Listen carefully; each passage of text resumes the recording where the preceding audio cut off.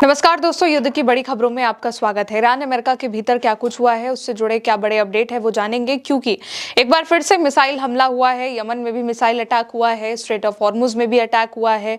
Donald Trump ने Iran को लेकर के नई वार्निंग दी है, जिसमें रूस और चीन का भी जिक्र किया गया है। खबर ये भी आ रही है कि चीन खुल करके अमेरिका के सैंक्शंस के बावजूद, अमेरिका के की गई पाबंदियों के बावजूद ईरान की मदद कर रहा है। और जो रूस है उसको लेकर के खबर ये आ रही है कि रूसी फैक्ट्री में अब ईरान की परमाणु ताकत तैयार हो सकती है। क्या कुछ अपडेट है, सब पर नजर डालते हैं। पहली बड़ी खबर देखिए, जंग के बीच सबसे पहले तो नॉर्थ कोरिया ने अमेरिका को वार्निंग दे दी है, ट्रंप को अल्टीमेटम दे डाला है।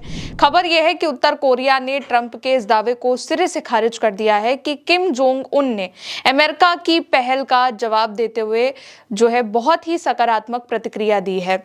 यहाँ पर यूनहाप ने केसीएनए के हवाले से बताया कि किम यो जोंग ने ये कहा है कि दोनों देशों, दोनों नेताओं के बीच हुई किसी भी हालिया बातचीत में जो है बहुत ही अभिज्ञ है। और किम जोंग ने आगे कहा है कि ईरान युद्ध में शामिल होने से दक्षिण कोरिया के इनकार के बाद अमेरिका ने दक्षिण कोरिया के संयुक्त सैन्य अभ्यासों को कम करते हुए जो है ट्रंप ने ये बात बोली।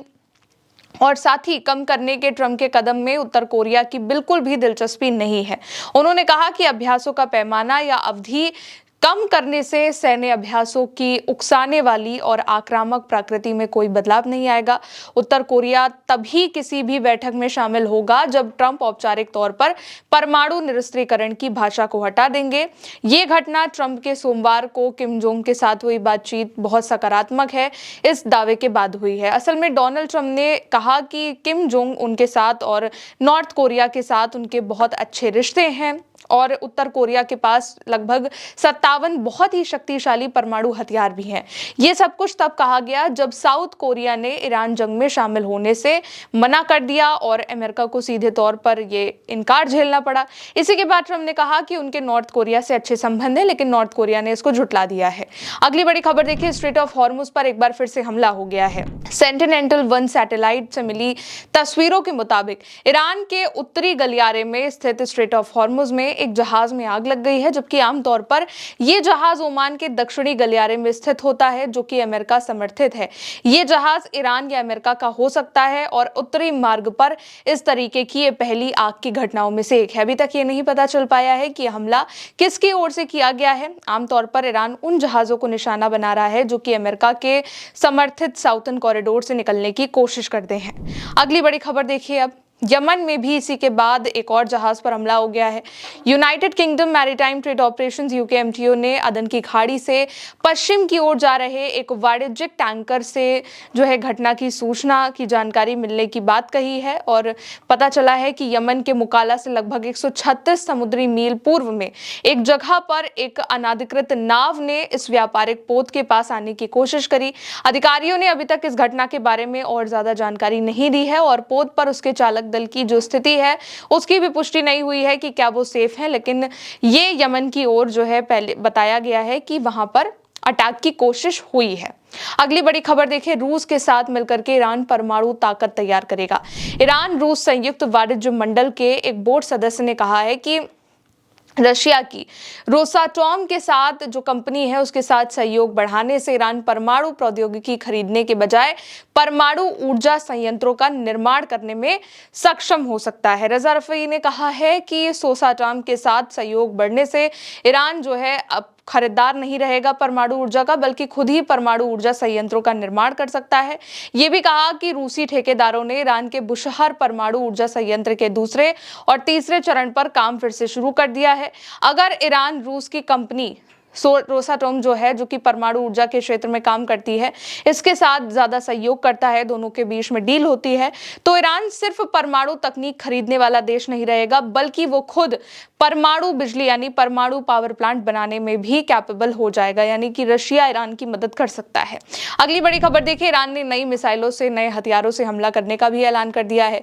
ईरान के सैन्य बलों ने आईआरजीसी ने जो है इस बात का ऐलान किया है। आईआरजीसी के प्रवक्ता हुसैन मुहेबी ने कहा है कि अगर एक बार फिर से युद्ध छिड़ता है ईरान अमेरिका के बीच में, तो ईरान पहले से कई ज्यादा विनाशकारी हथियारों का इस्तेमाल करेगा।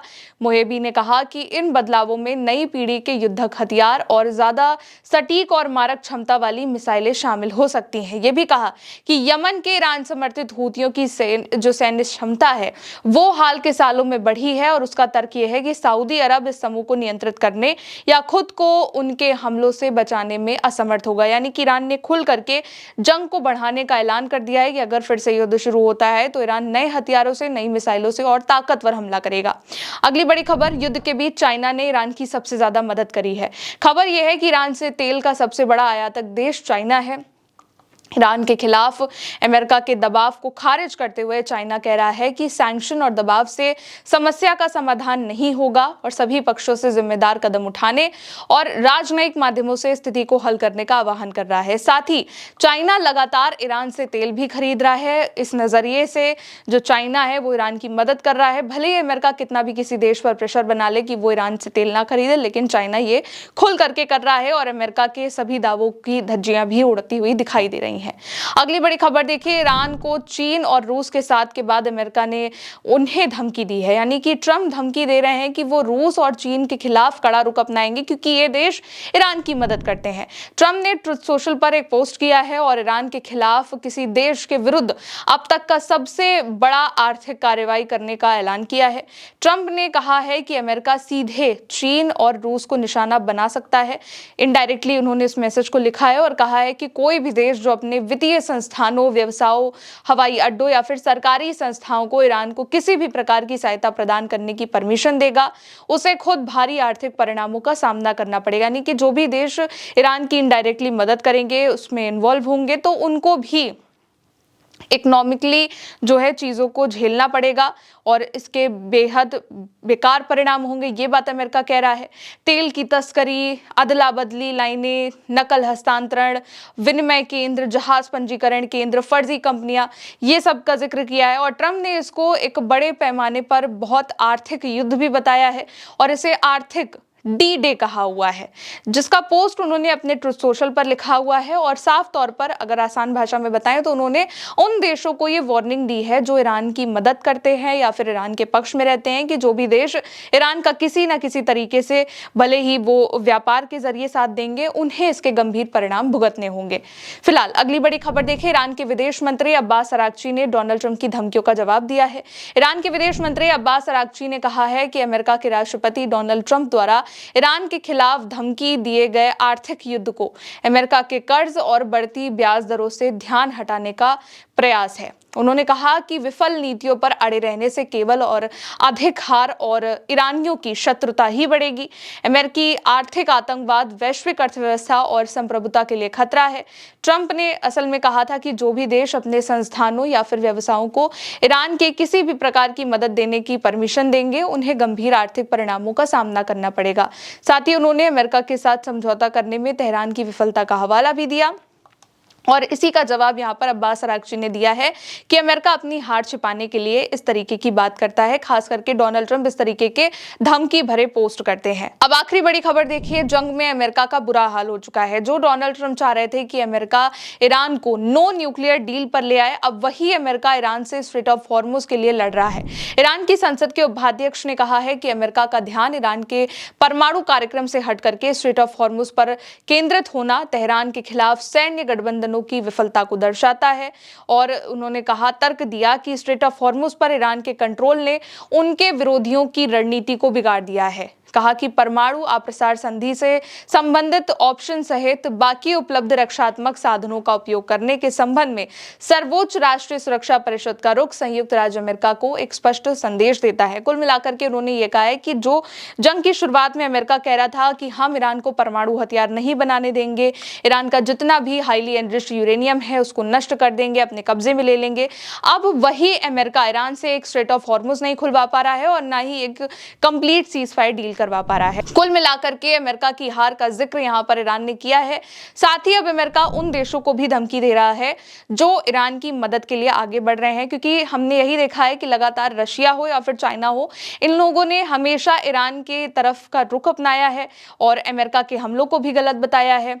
कई ऐसी रिपोर्ट आई हैं जिसमें यह भी कहा गया कि रशिया ईरान तक हथियार पहुंचा रहा है, चाइना ईरान तक हथियार पहुंचा रहा है। हालांकि दोनों देशों ने कभी खुल करके इस बात को नहीं कहा है और अब ट्रंप कह रहे हैं कि जो भी देश ईरान की मदद करेगा उन्हें भी आर्थिक नुकसान झेलना पड़ेगा। लेकिन अब्बास अरागची ने कहा है कि ये केवल उनकी हार भरी एक धमकी है, क्योंकि वो कोई डील नहीं कर पा रहे हैं। दूसरी तरफ स्ट्रेट ऑफ हॉर्मुज पर ईरान ने पूरा कंट्रोल बनाया हुआ है, कोई भी जहाज वहां से बिना ईरान की परमिशन के आसानी से नहीं निकल रहा है और जो भी अमेरिका के समर्थित रास्ते से गुजरने की कोशिश करते हैं उन पर ईरान की ओर से हमला भी किया जा रहा है। फिलहाल अभी के लिए इन बड़ी खबरों में इतना ही, फिर मिलेंगे नए अपडेट के साथ। आप देखते रहिए उल्टा चश्मा यूसी। नमस्ते।